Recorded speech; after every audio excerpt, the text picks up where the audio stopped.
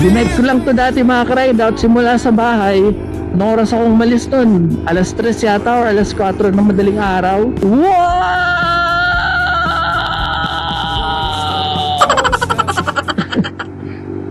Ganda! Grabe! Sa totoo lang, ganda ng kalsada nila dito. Wow! Ganda! Hello! Red Keep! Dinosaur! Grabe oh! Tingnan niyo yung mga view mga ka-ride out. Buti na lang nag-CR na ako kanina. Naiihi ako pagka maganda ang view eh. Ganda no.